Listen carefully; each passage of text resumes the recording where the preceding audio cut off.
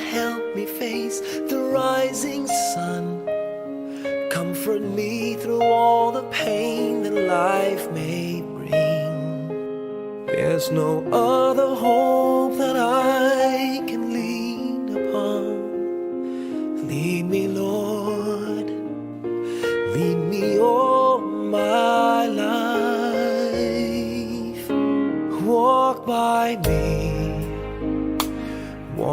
me across the lonely roads that I may face. Take my arms and let your hand show me the way. Show the way to live inside your heart all my days, all my life. You are my light, you're the lamp upon my feet. All the time, my Lord, I need you there. You are my light, I cannot live alone. Let me stay by your guiding love all through my life. Lead me, Lord.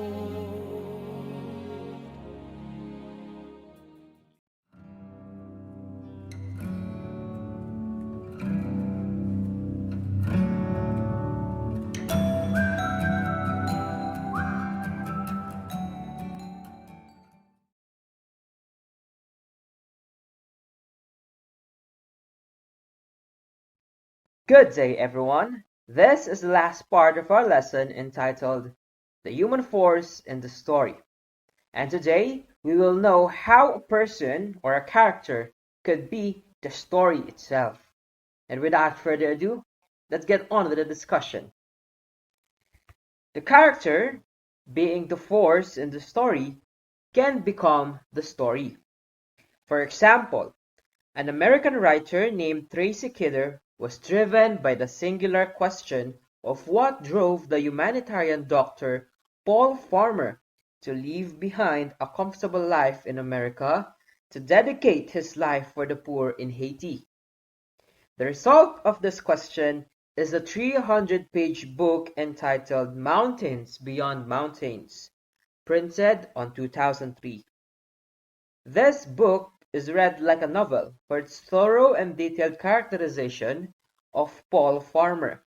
The author dug layer by layer into the doctor's character and unveiled a free-spirited man who has no qualms defying conventions. For example, he followed the policy of charging every patient a certain amount, but he exempted women, children, the very poor, and the very sick.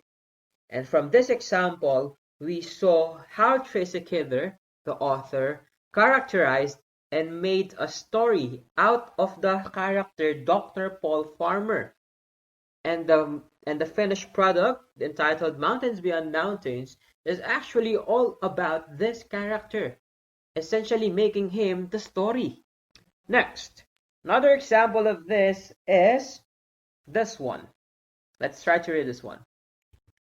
It was on 28th of May 1945 when Roddy was born out of love by his father, Vicente G. Duterte, a Cebuano lawyer, and his mother, Soledad Duterte, a school teacher. Never did anyone foresaw that he will one day become a shining light to the weak and a dark night to the wicked. On this excerpt, we've just witnessed how the character named Roddy became the story itself. I know that this is just very vague and very short example, but just try to look at this one. Instead of just saying like this, Rodrigo Roa Duterte, born on March 28, 1945, also known as Digong and Rodi, is the son of Vicente Ju Duterte, a lawyer, and Soledad Duterte, a school teacher, which is somewhat very generic and just looks like a biography, right? But here is the thing here. You want to characterize the character, or you want to give them this feeling of reality. You want to ground them on reality, and you want to give flavor on the character themselves. But they are real people, which complicates things actually, because you cannot change facts since they are real people, and changing facts would mean that what you're already writing is not a creative nonfiction. Actually, that would make your writing as a fan fiction, or a fiction, to be precise. So what we can do is, for this example, try to add these words. For an example, this one is this: never did anyone foresaw that he will one day become a shining light to the weak and a dark night to the wicked.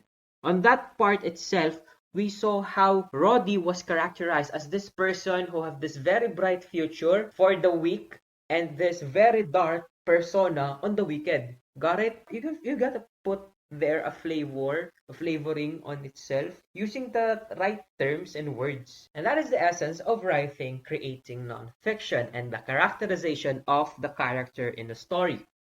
And on this part, we saw that this is almost just like reading a novel.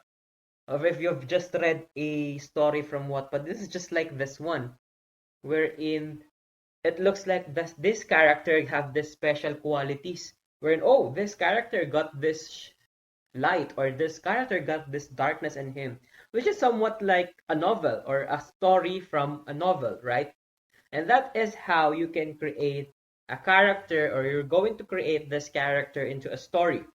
And just remember that it is not how the person develops, but how the writer develops the character. Just what I've told you earlier. The person is already developed because he is a real person. You cannot develop or just create certain facts and happenings on that person's life to make it more interesting. Jose Rizal is already interesting. Andres Bonifacio is already interesting. Our president is already interesting. Harry Roque is already interesting if you want to create a literary piece out of his life. But how can you make it much more interesting? How would you creatively write things from that, from what you've already know? You can't just make happenings, or you can't just make things out of the blue just to make that person's life much more interesting to the readers. You cannot do that. What you need to do is first try to know that person. You need to spend time, a lot of time, just to know that person. Just like what I've did, or what I've told you to do last meeting, when I told you to observe this person that you know. And what I've just told you last meeting is that it is much more better if you're going to observe a person who is very close to you and somewhat inside that very room where you're in, cause that would actually hit this mark where you're going to spend the time with that person, because spending time with that person would really help you a lot to know who he or she is. Because it is very difficult to know a person without even meeting him or her. And of course, there are implications. What if the person is already dead? And I've already answered how to do that. You just need to do a lot of research and digging up, okay, of the facts. Now, you need to know that you have very limited time, of course. We are just human beings, and we cannot literally have all the time in the world, the luxury of all the time in the world to spend with that person. And what would happen if you only have this very limited time, which is the reality? Well, being this person, or being us, people who have really limited time to spend, we need to gather the facts and the data that is already available, and only choose the one that best fit the character that you want to reveal the readers. An example of this instance is this one. I remember back in the day when I was still in elementary, Jose Rizal for me is this very patriotic man who laid down his life for the country and did it all using words, using literature. However, in high school, the perspective of Jose Rizal gradually shifted. I gradually learned that Rizal is also a playboy, not just this heroic and very perfect person. He's also a playboy. And that is the time when I realized that, hey, this fact isn't available to me back when I was still a kid. But everybody knows it on that time, since it is available for those people at that certain age. Which means the author targets us, the readers, differently. The author would only show you what he wants to show you. And that is how you're going to create a piece with a very limited time.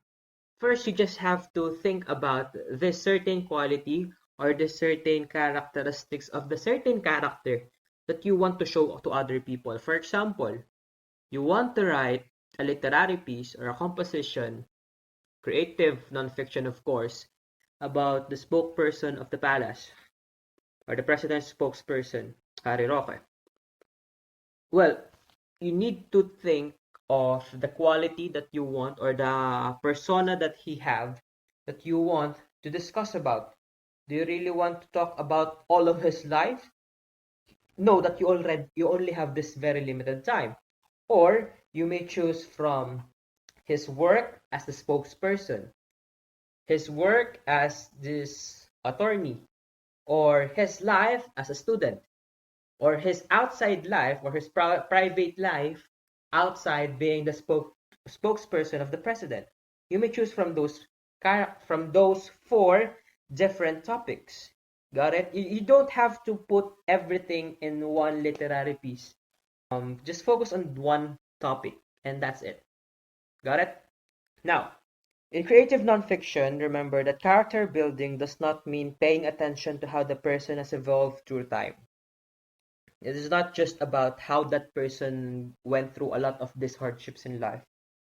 This is just like a story from MMK. It is already there. The material is already there. The question is, how are you going to represent the material itself? How are you going to show the tragedy that that person had in his life? How would you show the happiness that he felt? That's the question. And that is how you're going to develop the character. You cannot develop the person once again. You cannot develop the person because it's already written on the history that this is what happened to him or her. And that is how you create a story out of a character. Now, for your mini performance task number 3, let's open and complete the worksheet entitled Lesson 3 or 7 _ creative nonfiction _ Sir Michael _ worksheet number 2. Let's try to look into that. Now for your mini performance task number 3, you've got to write here your name, the section and the strand where you are enrolled into, and the general directions are this. Read and understand the excerpt, then answer the activity afterwards. Now let me read the story for you. Mary Stuart by Alexander Dumas. Some royal names are predestined to misfortune. In France there is the name Henry. Henry the First was poisoned. Henry the Second was killed in a tournament. Henry the Third and Henry the Fourth were assassinated. As to Henry the Fifth, for whom the past is so fatal already, God alone knows what the future has in store for him. In Scotland the unlucky name is Stuart. Robert the First, founder of the race, died at 28 of a lingering illness.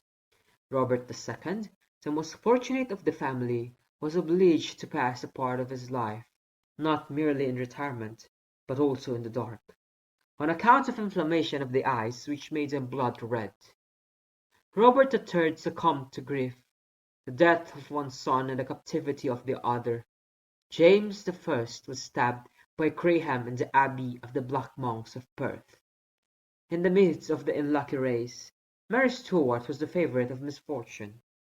As Brantome has said of her, whoever's desire to write about this illustrious Queen of Scotland has, in her, two very large subjects, the one her life, the other her death. Brantome had known her on one of the most mournful occasions of her life, at the moment when she was quitting France for Scotland.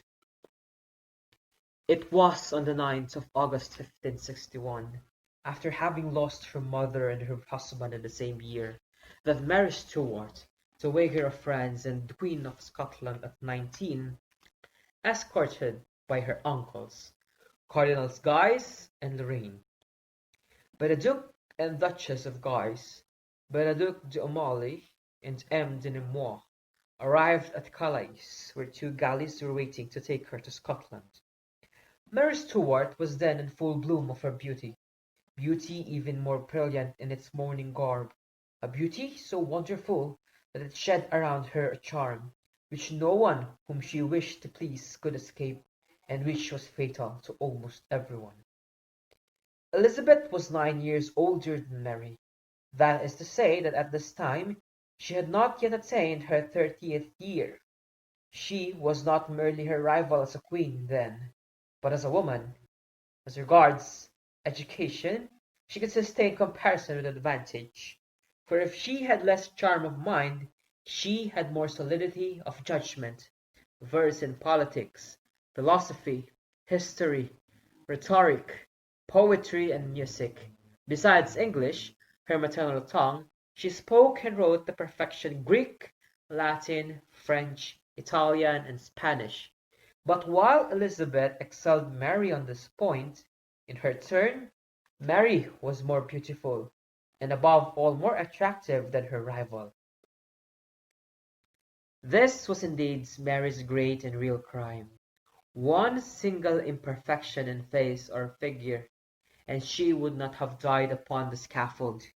Besides to Elizabeth, who had never seen her, and consequently could judge by hearsay, this beauty was a great cause of uneasiness and jealousy, which she could not even disguise, and which showed itself unceasingly in eager questions.